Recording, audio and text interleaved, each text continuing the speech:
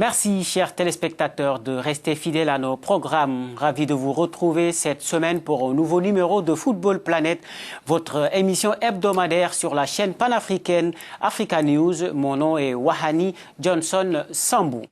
Au sommaire de cette émission, la première manche de la finale de la Coupe de la CAF disputée samedi et la belle opération des Congolais du TP Mazembe, auteur d'un match nul, un but partout sur le terrain du Mouloudia Olympique de Béjaïa d'Algérie.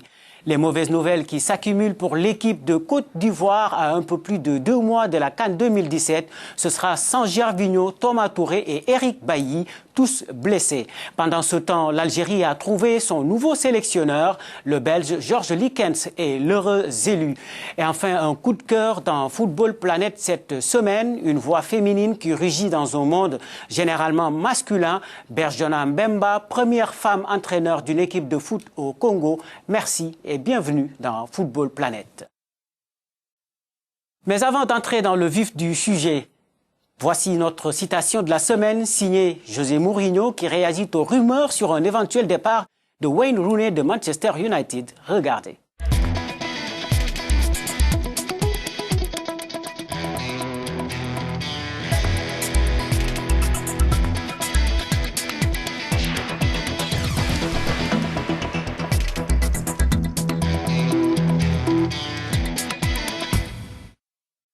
Retour en Afrique pour parler de la Coupe de la CAF et la belle opération du TP Mazembe en finale. Les Congolais sont allés décrocher le match nul, un but partout en Algérie sur la pelouse du Mouloudia Olympique de Béjaïa samedi. Le match retour est prévu dimanche prochain et à Lubumbashi, fief du TP Mazembe, on se prépare déjà à cet acte final. Et le moins que l'on puisse dire est que la confiance n'est pas ce qui manque, comme nous le confirme notre correspondant sur place, Christopher Chitamba. Une coupe africaine à Lubumbashi, les fanatiques de noir et blanc en ont presque habitude. Mazembe a joué 5 finales sur les 6 dernières années. Cela ne fait pas pour autant un non-événement de la finale qui va opposer dans quelques jours le TP Mazembe à l'équipe de Mouloudia Olympique de Béjaïa. Les supporters se préparent de différentes manières. Certains ont déjà choisi de s'offrir des nouvelles tuniques pour la finale du 6 novembre prochain et affiche un optimisme sans pareil. Il y a un engouement ces dernières heures. Les clients viennent chercher de Varese parce que c'est en baisse de quantité. Je suis confiant que cette coupe, nous allons la gagner. Nous allons la garder ici chez nous. Je suis confiant. Je supporterai mon équipe jusqu'à la fin, quoi. Optimisme, sans nul doute, dicté par le résultat des poulains de Moïse Katumbi dans leurs propres installations.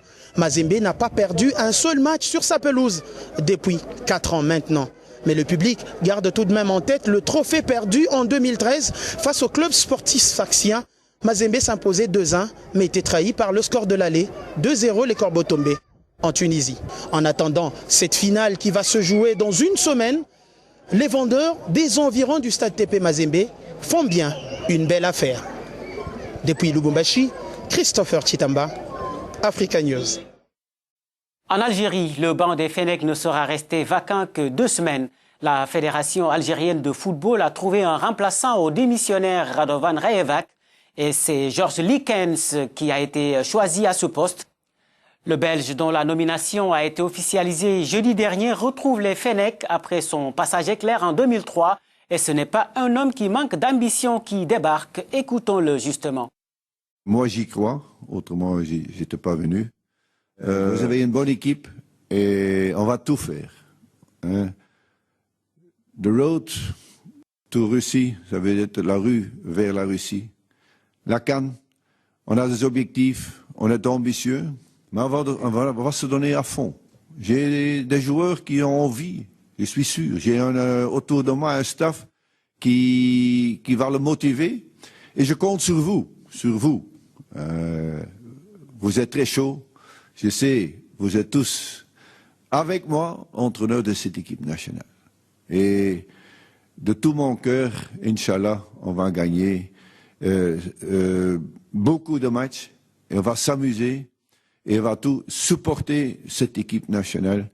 Et je veux que ça dure très longtemps Pour rappel, Georges Likens avait amené la Tunisie à la CAN 2015 où les Aigles de Carthage avaient été sortis par le pays hôte, la Guinée équatoriale, à l'issue d'un match jugé scandaleux.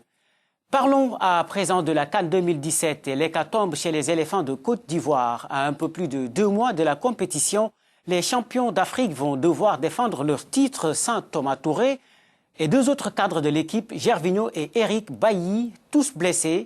Un véritable coup dur pour les coéquipiers de Serge Aurier. Les détails avec Narcisse Ndoumbe et Kenneth Karouri. Mauvaise nouvelle pour les éléphants de Côte d'Ivoire. La sélection ivoirienne championne d'Afrique en titre devra se passer de 3 joueurs majeurs blessés pour la prochaine CAN au Gabon. Tout d'abord, le capitaine Yao Kwasi Gervais, appelé Gervinho. Touché à l'entraînement avec son club du Hebei China Fortune, l'ancien joueur de Lille et de la Roma souffre d'une rupture des ligaments croisés du genou gauche. Une blessure qui nécessite plusieurs mois de convalescence et de récupération. Il manquera la CAN. Blessé lors de la défaite 4-0 de son club Manchester United face à Chelsea, le défenseur ivoirien Eric Bailly sera absent des terrains au moins 2 mois. Il ne pourra donc pas participer à la défense du titre gagné en 2015. Touché à l'ischio-jambier droit, l'attaquant ivoirien des Girondins de Bordeaux, Thomas Touré, sera indisponible 4 mois. C'est le 12 novembre prochain face au Maroc, dans le cadre des éliminatoires du Mondial 2018, que le sélectionneur Michel Dussuyer pourra mesurer l'impact de ces 3 absences. La Côte d'Ivoire et ses blessés, c'est tout le contraire du Ghana qui pourra compter sur André Ayou, de retour sur les pelouses après sa grave blessure au quadriceps contracté en août dernier. L'attaquant ghanéen a effectué son comeback mercredi lors de la victoire de West Ham devant Chelsea en match du 4e tour de la Coupe de la Ligue anglaise. Des nouvelles de Didier Drogba à présent. La brouille entre le joueur ivoirien et son entraîneur ne semble pas du tout résolue.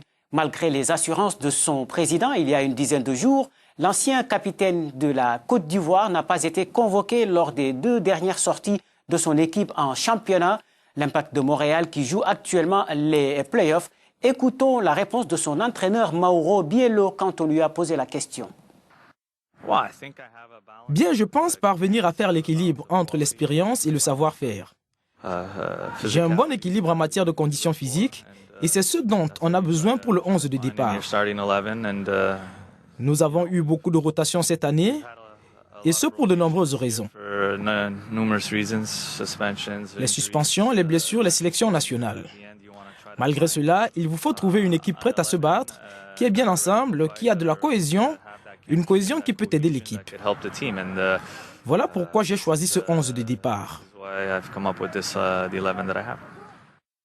Je rappelle que l'Impact de Montréal a remporté ses 2 derniers matchs sans Didier Drogba. Place maintenant à notre coup de cœur. C'est l'histoire d'une passionnée du ballon rond qui aiguise la curiosité et force le respect. Berjona Mbemba est la première et seule femme entraîneur d'une équipe de football au Congo. Dans un domaine chasse gardée des hommes, elle a su s'imposer pour prouver que le métier d'entraîneur ne se conjugue pas seulement au masculin. C'est un sujet signé Claire Motindi et Narcisse Ndoumbe. Une silhouette féminine dans le cercle des entraîneurs de football en République du Congo.